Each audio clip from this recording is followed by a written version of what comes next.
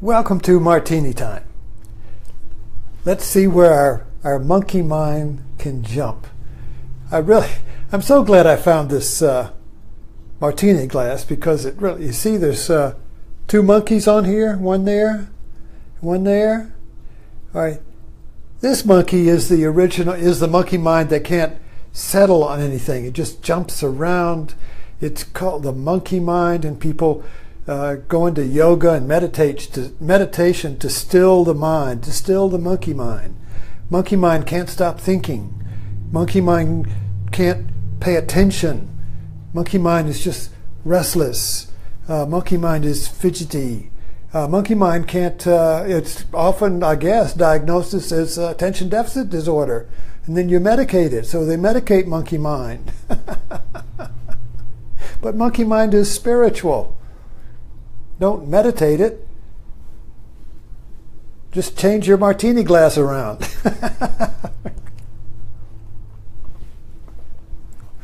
So the monkey mind jumps around, flits around. Okay.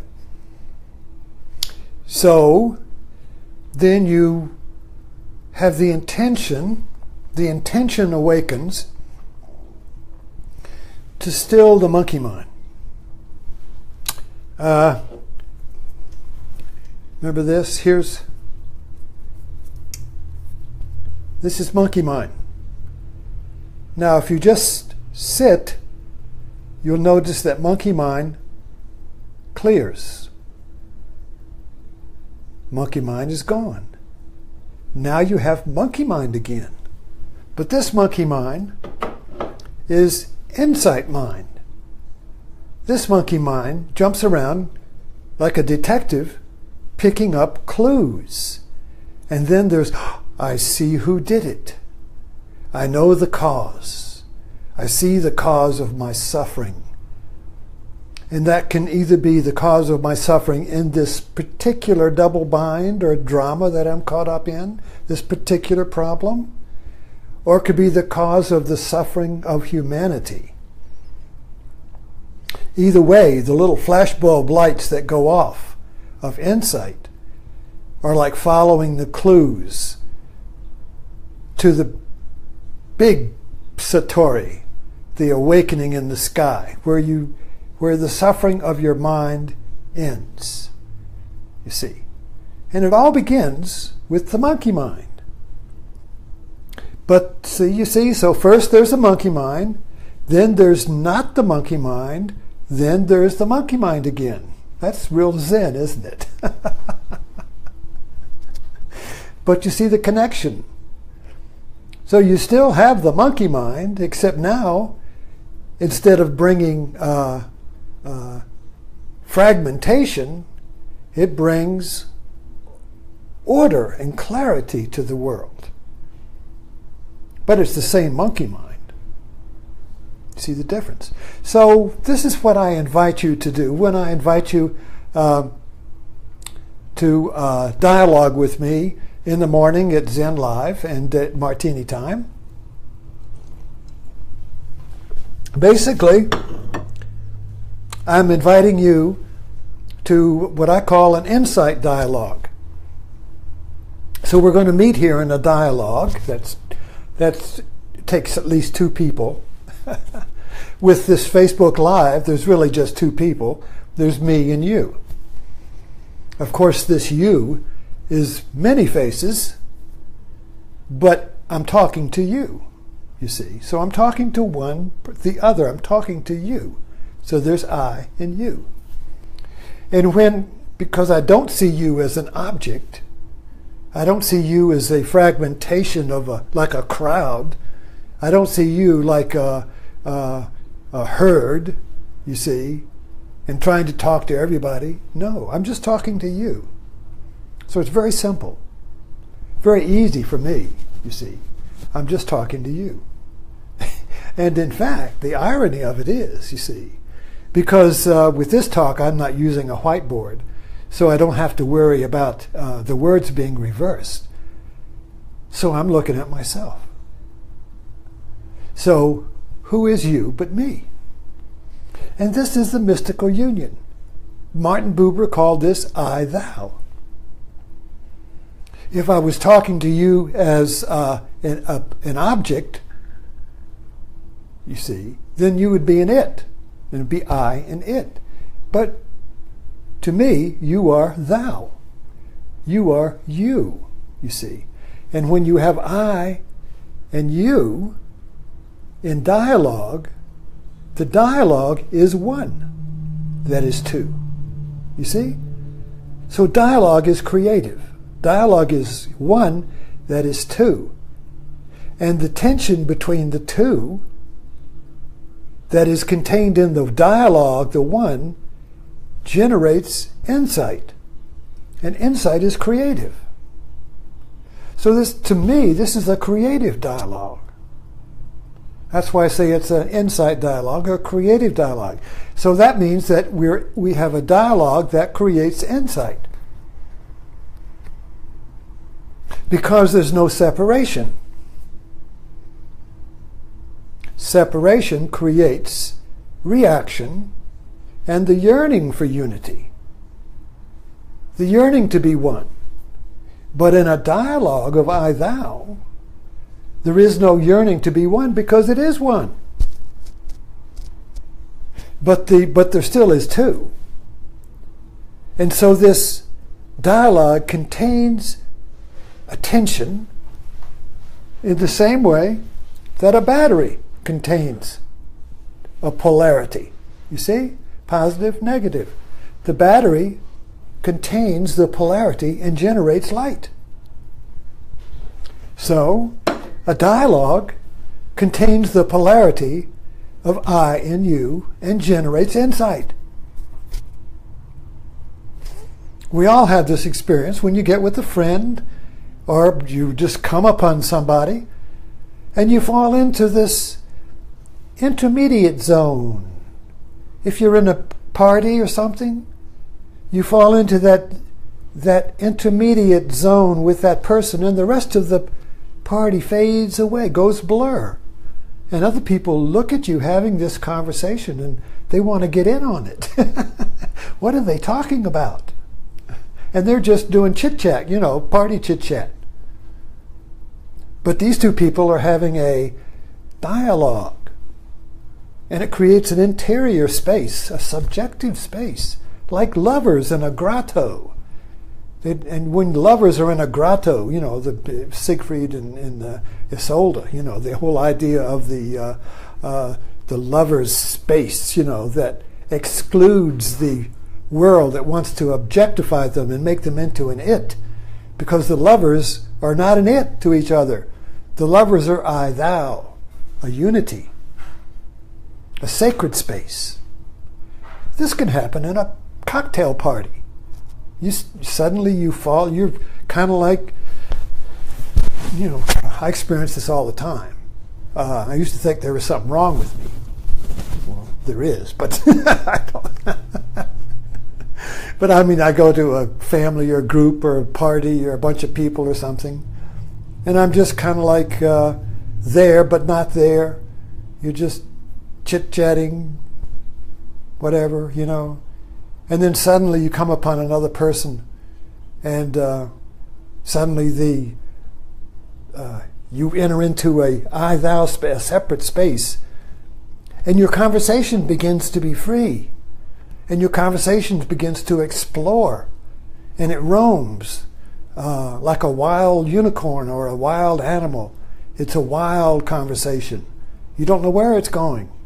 You could pick up on a movie, you're suddenly on that, and then you pick up another thing, and it's connecting dots, on the run. You're like kids catching Easter eggs hidden in the yard. Oh, I got one here, and I got one there, and you're connecting dots, and insights happen, and you have self-discovery, shared creativity. Each one contributes to the dots.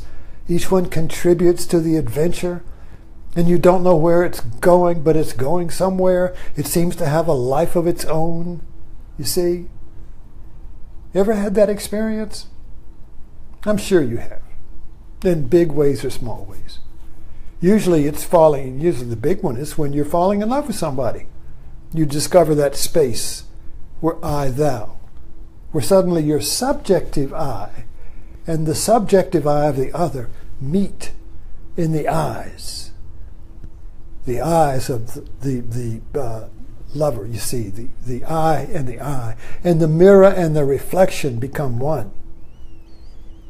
Instead of a reflection looking for the mirror. That's where we all are in this country. A reflection that's lost the mirror. Image person. Oh, I'm an image person. And I have to protect and defend and enhance my image, you see, because I've lost the mirror. What good is a reflection, an image, without the mirror, you see?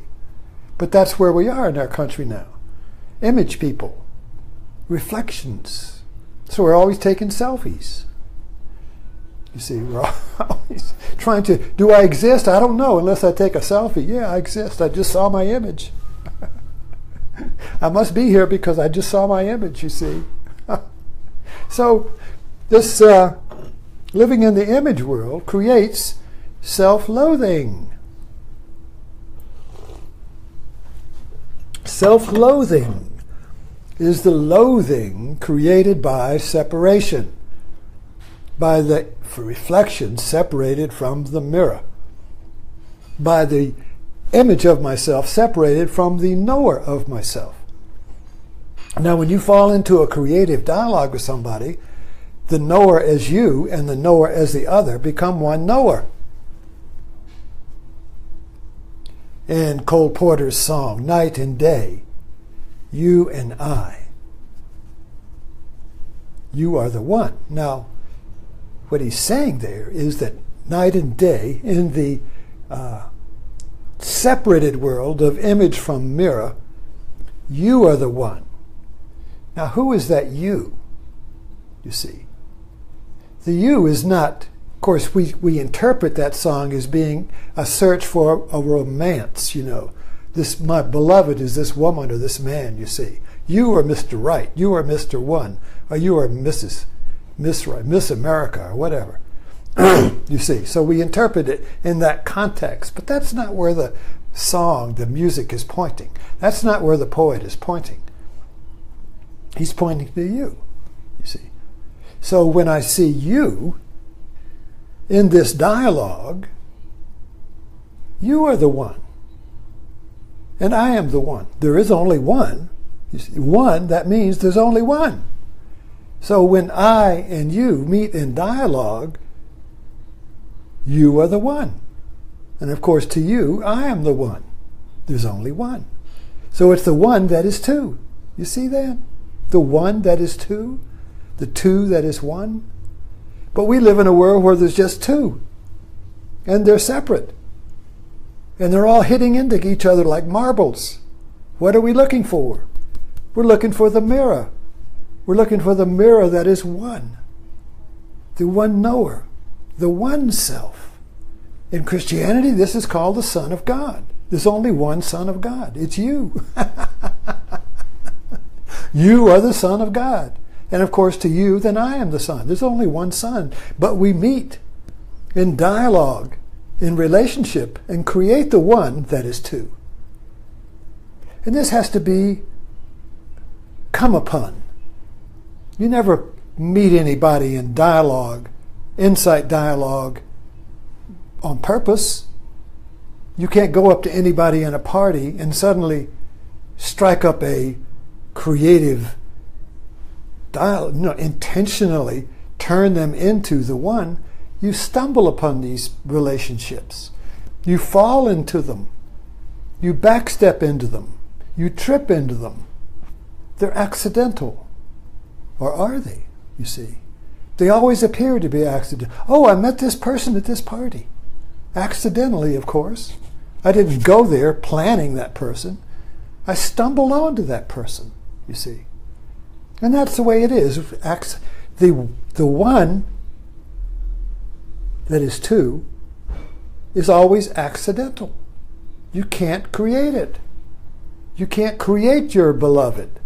You can't create your romance. You can't create your creative dialogue. You know, a lot of the great art, particularly music, Rodgers and Hammerstein, a creative dialogue, see? A creative dialogue that created one. And what was the one? It was their music. The music expressed and captured the oneness of their creative dialogue. Cole Porter, his music creates. The music is a dialogue. So when you listen to Night and Day, You Are the One, Beneath the Moon and Under the Sun, you see. When you enter into that music, you are entering into the one that is captured by the poem, by the poet, in a time capsule, you see. And it resonates with the one inside of you. So the music, it's like a piano. So you go onto a piano and you tap on C, boom, boom, boom, boom, boom, boom, boom, boom. And if you could look at the strings of the piano, if you start vibrating the C chord, the other C's at a higher octave begin to vibrate. They resonate. The strings in between don't move. The heart is a resonating string. So when you and two people get together in a dialogue, creative dialogue, it may be love, it may just be a conversation. But it's going to be a resonating of the C and the higher octave of the C. Nobody else in the room will resonate. It's just you. It's just the C and the higher octave of the C that resonates. All the other strings in the room don't have a clue what's going on, you see. And we all have this experience to some degree or another, or else we want it. So this idea of resonance is an important idea, because when C1 resonates with C2 on the strings of a piano, C1 does not cause C2.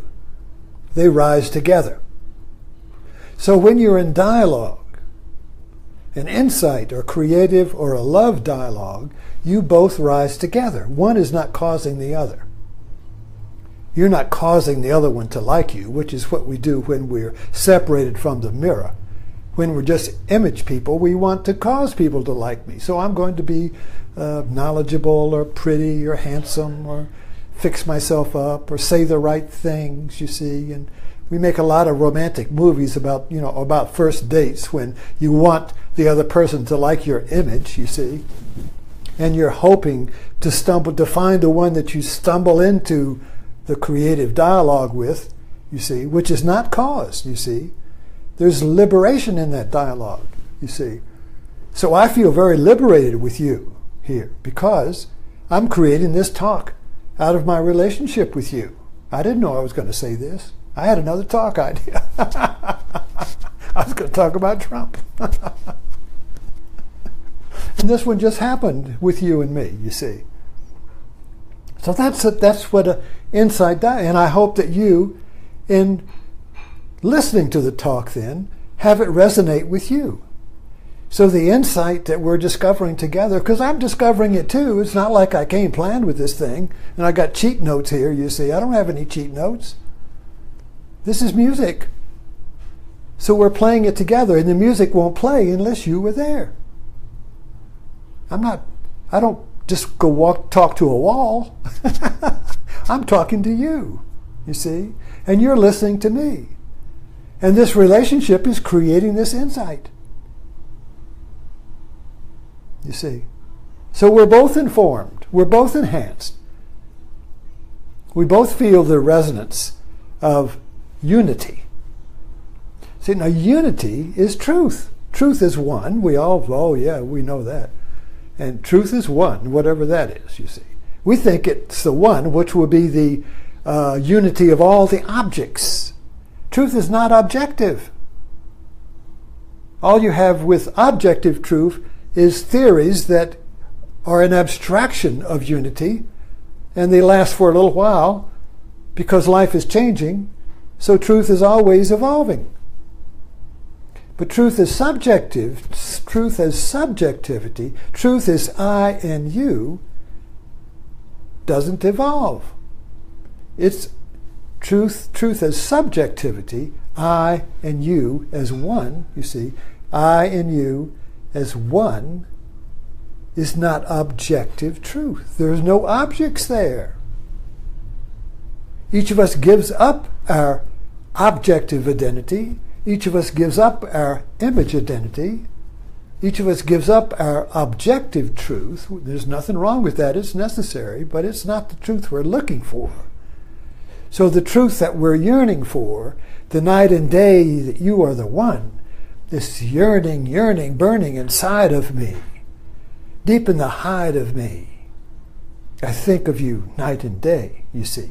That truth is the transformative truth. That is the truth that transforms us, you see.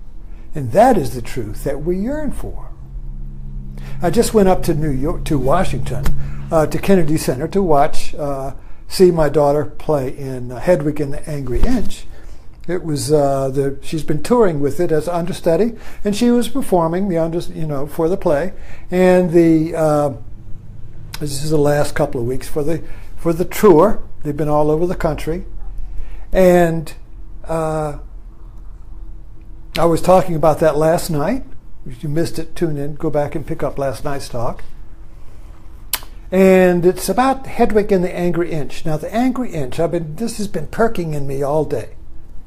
What is this angry inch? Angry inch, angry inch. What a beautiful metaphor.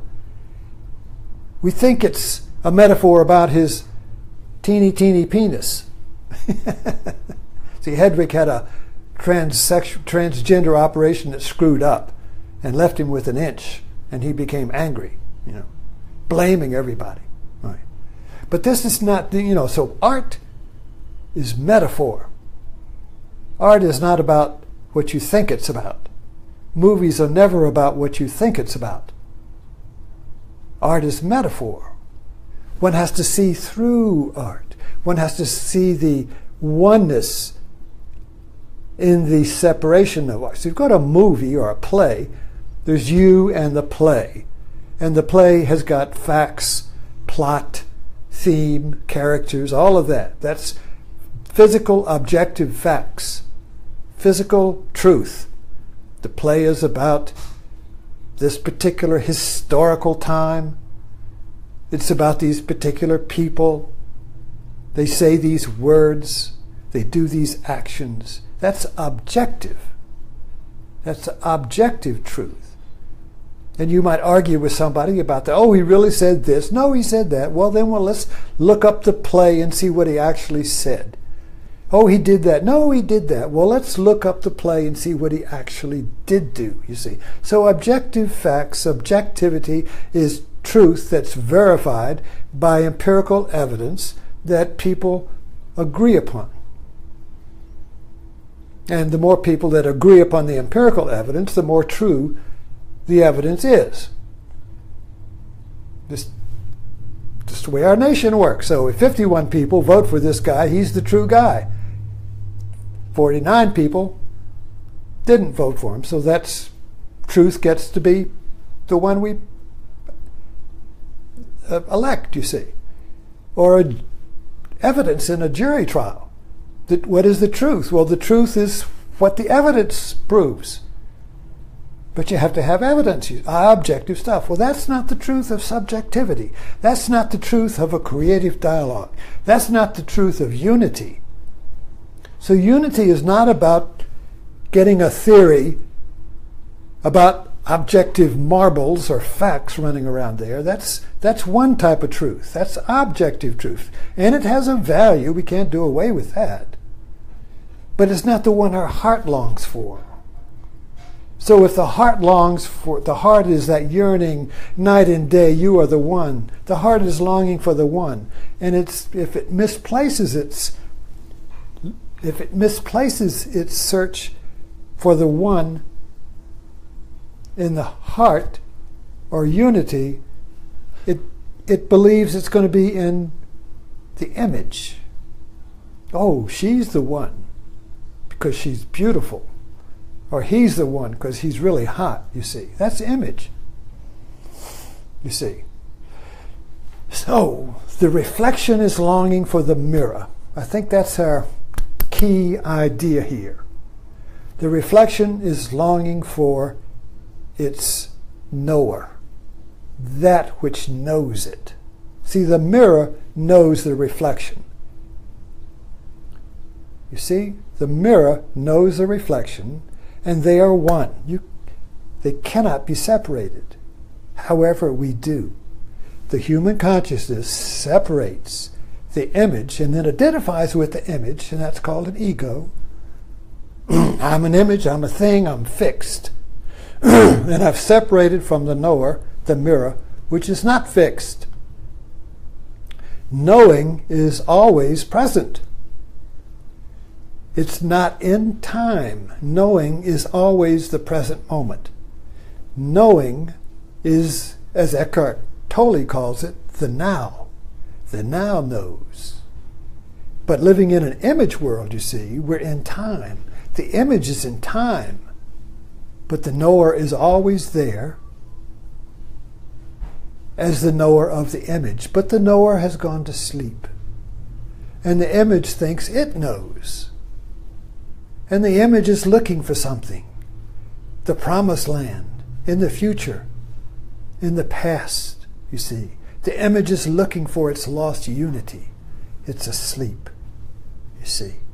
And there are moments, like in creative dialogue, that it sees itself in the other. And in that is going to be a creative fusion of the one. And one is restored, you see, in that dialogue that is two. You like this hand show? But you get the feeling for this? You get the feeling, the sense? You can't be conscious of it, you have to sense it. You have to feel it, like you feel the presence of somebody standing behind you. You look and there's nobody there, but you feel it. So the one is felt. The one is felt. It's not consciously seen as an object, as a subject. Because, you see, the subject and the object in the reflection of the mirror is really one. When the reflection comes up that is separated from the knower, the subject and the object are in the image, but they're separated. So the subject is looking at the world as an object, as an image, you see, in search of the one, which is basically always there, but it's asleep, you see. Where is my knower? Where is that which knows? Where is that? This is a religious yearning. The one that knows is God in the religious context. But existentially, it's not in a religion. It's everywhere. Hindu, Buddhist, Aborigine, everywhere. It's not contained in a religion, but a religion gives it a mystical and metaphorical framework, you see. But that then becomes our downfall, because now we think the knower is in religion, and now I gotta, if I go into the world and go to work, is not there. Anyway, I don't want to get off on that. Let me see what my time is. Okay. So you get the image here. This is a good metaphor. The mirror and the reflection, the image that has lost relationship with the knower. And relationship with the knower can only happen through dialogue, through I, thou, through the one that is two. The two separated is an image world. You see, the knower is one because whatever comes into the mirror stays the same. The reflections come and go. It's like a cup that holds the soup. The soup comes and goes. The cup stays the same. The knower is timeless. So there is a timeless knower in you and in me. And when we meet in dialogue, the knower awakens and is one, and yet it's still two. You see? You see? The one, this is ambiguous.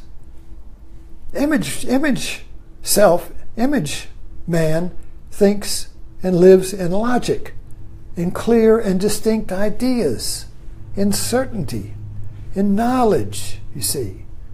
Its certainty secures its image.